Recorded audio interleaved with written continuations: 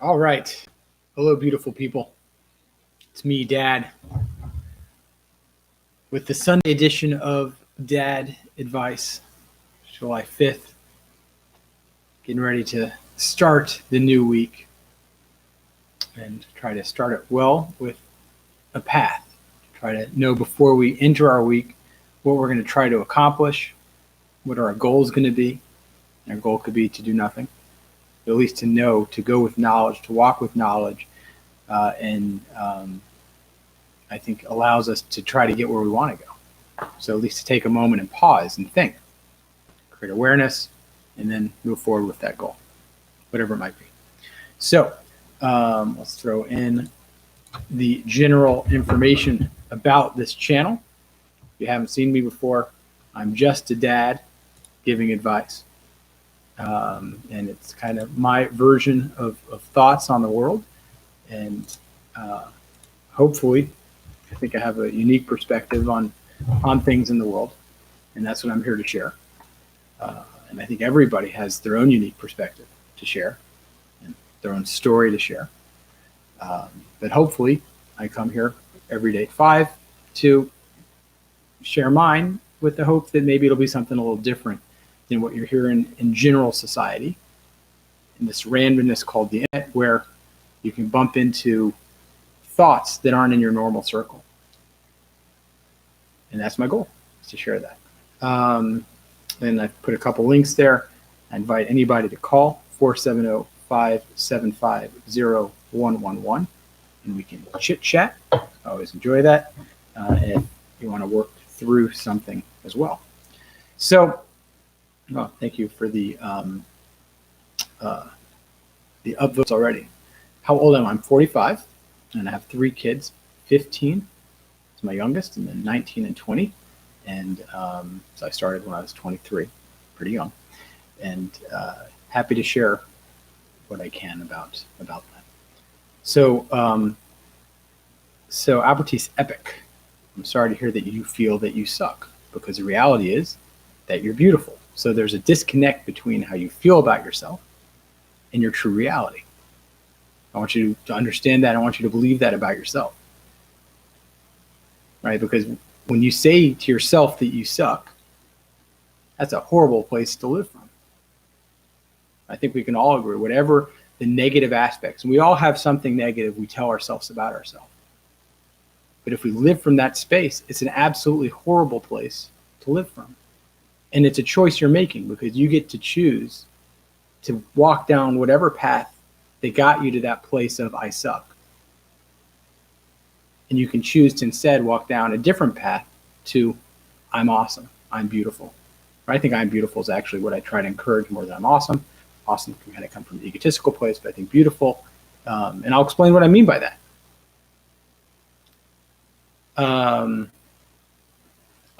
I feel like I suck because Albert is more epic than me. I don't know Albert. But when you compare yourself to somebody, that's how you end up feeling like you suck. That's kind of how it works, right? So let's talk about what I always start this stream off with, is I want you to see yourself as a whole person. And what that means is that instead of looking at the 1 or 2 negative attributes that you have, I want you to look at the hundreds of positive attributes that you have, because that's the honest truth. The honest truth is we're people made up of many parts, a couple that are, that we might think are bad, and many, the multitudes, the majority, that are awesome. So why should it be that we focus on the 1 or 2 and say that's who we are? That's not who we are. That's not honest. The honest truth is we're the entirety of ourselves. We're the whole person, right? So does that make sense? And then so the next person, if you want to compare yourself to someone, you have to compare yourself to another whole person. And you can't just look at their positives. You have to look at them as a whole. They have some negatives too. You might not know what they are, but I promise you they do, because they're people, and everybody has negatives. So you have to, right, so you just, once you start comparing, you're a beautiful person and they're a beautiful person. So beautiful to beautiful. So it's all about where you take your mind, where you take your mindset, where you put your focus. That's what creates that image. Does that make sense? So So that's my hope for you, is that you can move from this place of comparison and this place of hyper focusing on the negatives, to the truth, which is seeing yourself as you are, which is as a flawed person perhaps, but a beautiful person. Okay, so am I ready to empty nest? Yeah, so it's really interesting. So to be empty nesting at 45, kind of. So my daughter's, like I said, she's my youngest is 15, and she's actually a really mature 15. So it's really kind of weird, because I was probably a little bit too hands-on, if I'm honest, with my older kids. Take some time to learn how to let kids be kids and make their own mistakes and allow them to do that. It's a process. But with my daughter, I'm like, it's time for her to learn. She'll learn the hard way. Because you got to learn it one way or the other, so you might as well learn it younger. That's kind of what I've figured out. So am I ready to empty nest? Yes, to some extent I am, because I've been a dad now for almost 21 years.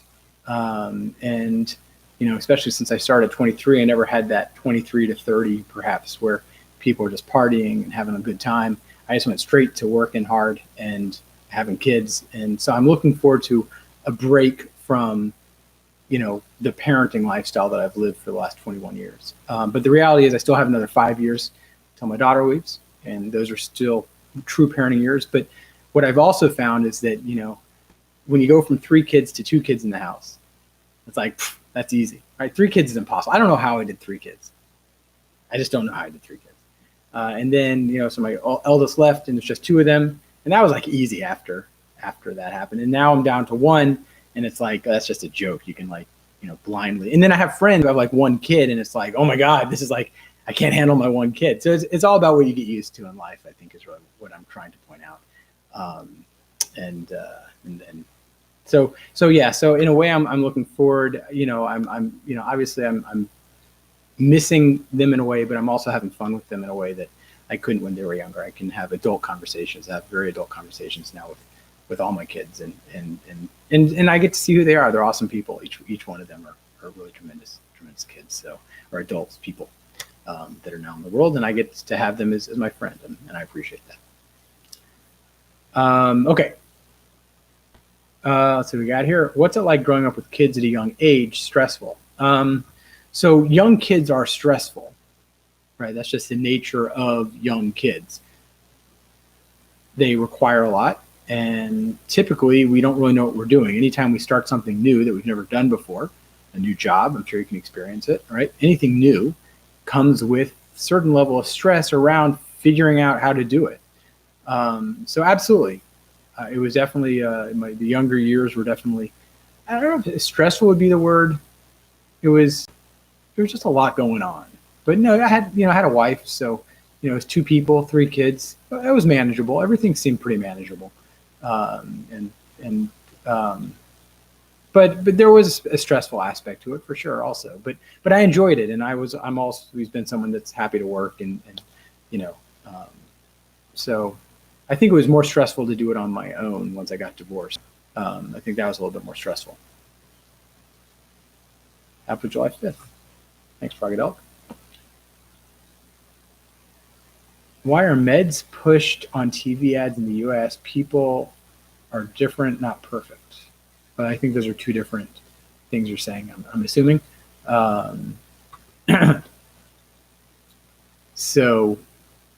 Well, actually, I'm not sure what you're saying, to be honest. So clarify, and let's talk, Mr. Tim. How am I today? I'm wonderful, thank you. I'm, always appreciative to have people coming and hanging out with me that I can share some thoughts with. And it gives me something to, kind of my day starts typically with a walk, and it kind of ends with this. And especially in this quarantine times, it gives me something to kind of, I think I'm a person that needs some structure in my life. And so just having this 5 o'clock deadline, I'm here, I know what I'm doing for 45 minutes of 5, is always a good thing. And today, because honestly, I did absolutely nothing today. I mean, really, absolutely nothing today. but yeah, no, but I'm happy, and I'm grateful to be here and grateful to be alive, and that to me is kind of beautiful. Am I an atheist? If so, what do you think about them? So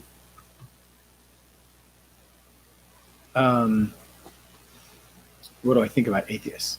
So two different questions. Am I an atheist? I don't really. I think I'm an atheist from the perspective of a lot of religious people, perhaps. I think it depends how you define God. What is God? Talk about, since there's no questions up here, I'll talk about my version, my perspective on God and what God is, and maybe different ways I've seen God talked about, if that makes sense. So let me ask you guys, how do you envision God? So I'll share a couple of things I've seen and visions I've seen of God. So one is this deity that's outside of ourselves in some way, that's running the world, maybe not running the world, but either way, there's me, and over there's God. When I pray, right, I'm praying to that being, right, that's out there. That's one aspect of God. And then I think that's kind of the, Judeo-Christian, Islam, that's the kind of the Western perspective of God, I think, at least in its modern form.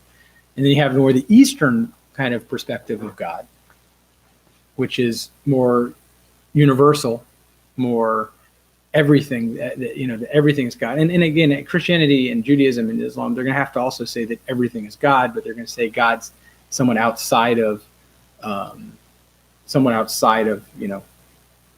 way, they're going to have to explain how God's running the world if it's not the world. And then the more Eastern kind of beliefs, as I see it, is more some aspect of, and I haven't really studied a lot of this, of Eastern thought.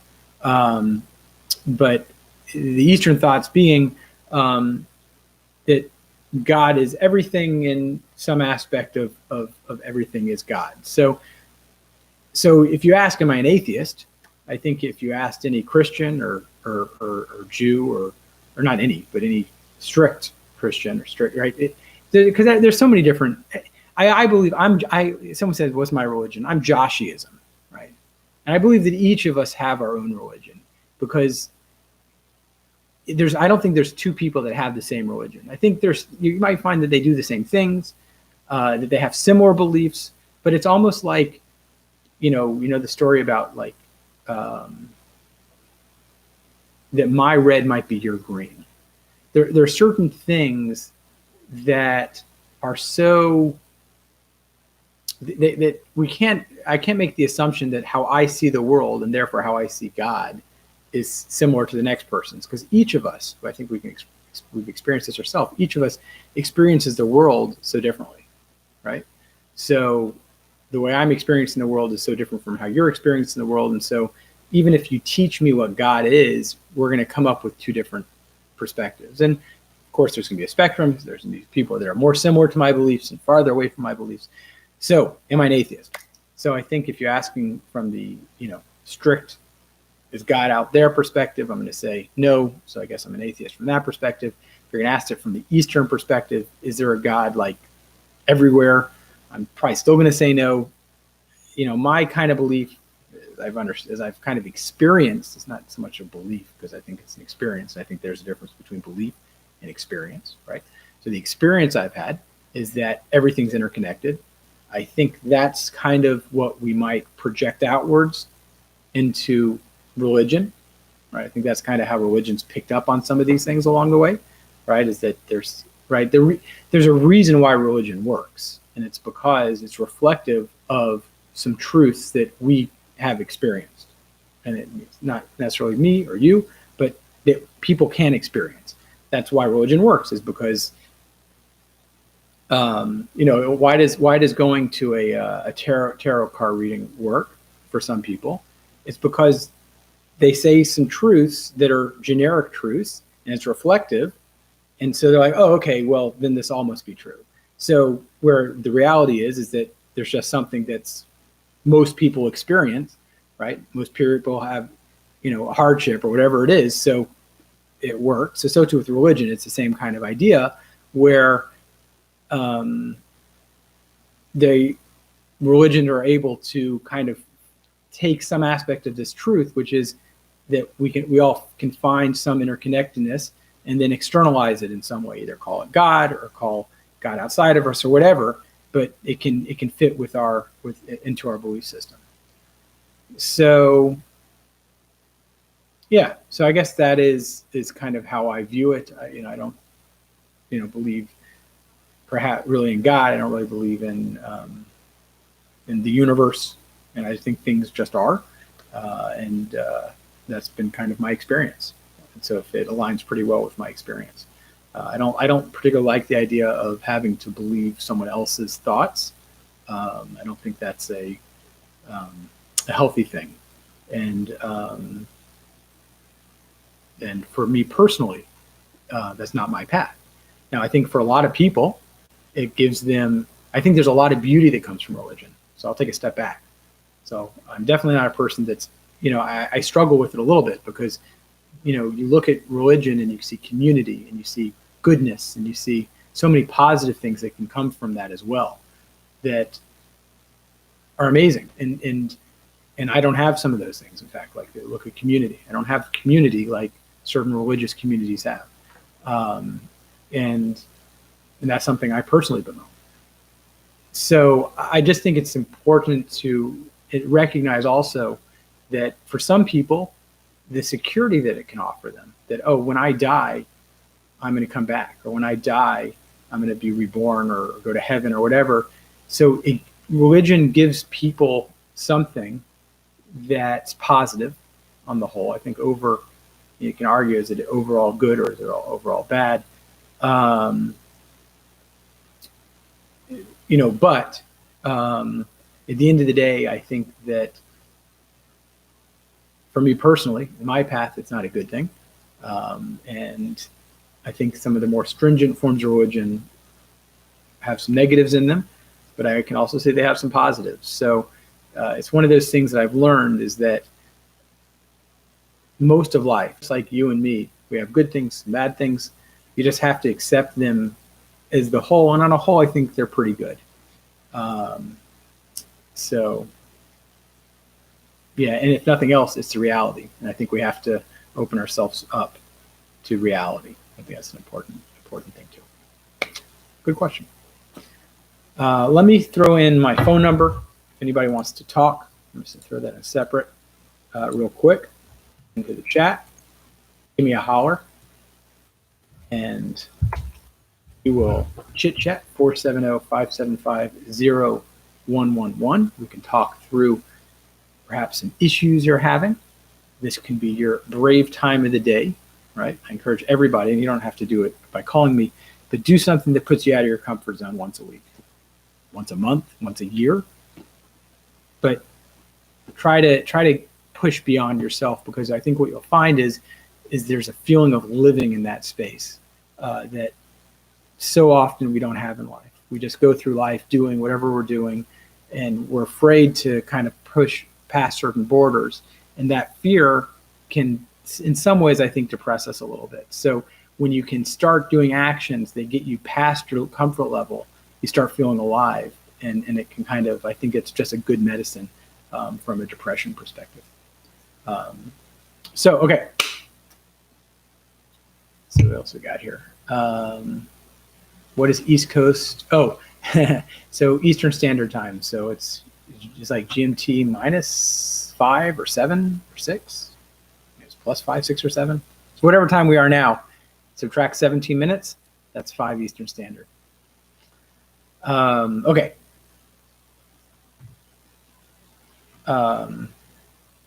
Interesting. So for me, it's randomness. This is his definition, or her definition of God. It's randomness, the inanimate property of universe, is God. Okay. B Route 6. I'm glad you appreciate that. I don't think I've ever heard it from anybody. So it's always nice to hear somebody appreciate that. Lizzie, 96. I don't talk to my dad. Not a good guy. I'm sorry to hear that. I have COVID. It's very mild, but I'm still scared. Can you give me some dad encouragement that I'm going to get better?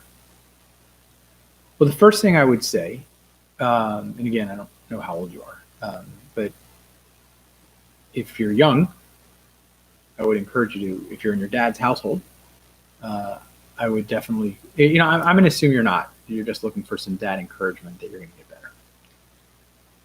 better. So how can I help you feel not scared? And that's just by giving you some encouragement. I can do that for you. But but the reality is, if you are young, please go talk to your parents. Make sure you're talking to and making them aware of things. And frankly, no matter what, make sure you've made people aware that you have COVID, so they're checking in on you and making sure that you're okay, right? But the reality is, if you're under 55, 65, chances are you're going to be fine. I mean, that's the statistics on it. So, and the reality is that I've been scared a lot of my life, different health things, and they've never happened. I'm still here today. So what I've learned in general is two things. One, that I've learned that don't assume it's going to be bad, right? If there's a voice in the back of your head that's saying, I have COVID, this is going to be bad, you don't know that it will be. Why should you make the assumption that it will be over the assumption that it won't be?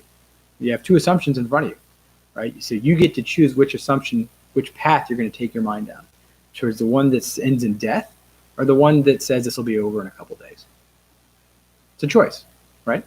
So I think it's for you, since assuming there's nothing you can do about it, I would go to your doctor if you haven't. Go to your doctor, call your doctor, be in communication with them, and once you've done what you can, I think what they're probably, you'll see what they tell you. And then you just have to kind of live with it and live in that space, and recognize for future self, right? What I do want you to do, which is a great exercise right now for you in particular, is that I want you to recognize that this is going to happen again in your life. I don't know what it's going to be. It's going to be a flu. It's going to be whatever in a couple years. And I want you to be able to look back and say, hey, you know what? I made it through. In the past, I've been worried and it came out okay. And this time too, it's going to come out okay. Because it's all just creating that mindset. And I know it's not easy. It's easy for me to say, but I think you can do it. And I hope you can do it for yourself. And I hope you have a speedy recovery. Good idea to invest in the stock market right now. Fair question. I don't have a crystal ball. I'll tell you what I've in general learned over time is that it's time in the market, right? So, but frankly, you look at things and it's a wild world out there that doesn't make much sense at all. I'm putting money into the market, but I'm not putting all my money in the market right now. I'm putting in my invest from what I want to invest. I'm putting in 5 to 10% of that money in, every 6 weeks or so. So it's a slow process. So I'm just letting some of this play itself out. So, cause it's not like there's bargains right now. I don't believe there are bargains in the market right now. It's just a question of, is the market going to crash? But the reality is it'll crash at some point and it'll come back up again, right? It gets knocked down and it gets back up again. That's the market. So I think it's about what they call dollar cost averaging, which is over time, make that investment instead of putting it all in now, which, the reality is statistically, you're better putting it all in now, as long as you have a time horizon, that allows for it. That's what the statistics would tell you. But I think there's something to be said about sleeping well at night with your investments. And so I'm kind of like, no, I'll do a little bit and a little bit and a little bit. And if it goes down, then, I'll still be investing as it's going down. So the money that I put in up here, right, it kind of balances out. If it goes up, so I'm spending a little bit more, but I'm sleeping well at night. For me, it's better to sleep well at night than maybe make every dollar that I can. Okay. Why are you Joe Rogan? It's funny because I've watched Joe Rogan once or twice, and I think our energies are pretty different. But thank you.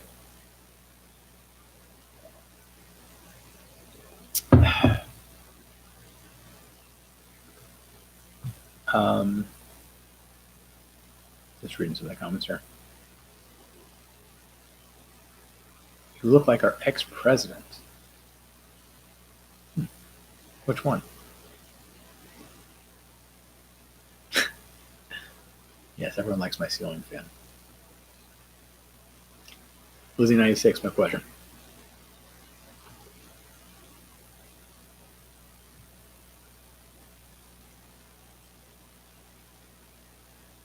So Rishik 840, I don't know if you're serious or trolling, but like others said, because it's not worthy of being a father, some parents don't deserve their kids. I think it's important, and we can talk about this more abstractly, to realize that what people do isn't a reflection on us, it's a reflection on them. So if your father's leaving, it's not, probably had nothing to do with you, frankly. It had all to do with where he was in life and what he could handle in life and what he could step up to in life and what he, how thoughtful he was or how not thoughtful in this case he might have been. So the first thing I just want you to really understand is that it's not a reflection on you. I hope you really understand that the choices he made are a reflection on him and not a reflection on you. It's a choice that he made. So the choice that he makes can't be a reflection on you, right? If it turns out that your dad's a mass murderer, or my dad's a mass murderer, it's not a reflection on me, it's a reflection on him, right? So too, a choice to leave, it has nothing to do with you. And that's the first kind of thought I want to give off, is that, and I think we all need to learn this lesson, that when people do things against us, we think it's against us, but it's not. They're just living, everybody's living their own life. Everyone's walking their own path, doing whatever they need to do to survive in this world. That's how it goes. It's just the nature of the world. And we intersect with them. And some people are able to overcome some aspect of themselves and to give.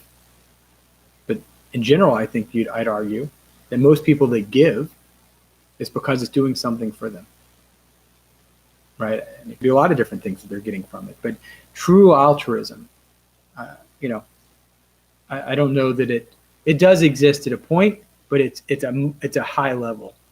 It's a very high level. True altruism, you have to be outside of yourself before you can be truly altruistic, I believe. And so I think you can have moments of that, perhaps. But in general, right, even when we're doing good, it might be because we've been told that this is the right thing to do, right? So we're programmed to do good. There's no choice in that. Or it feels good when we do it, so we do it more. So there are all these things that we're just living our life. And that's the reality. And everybody around us is just living their life.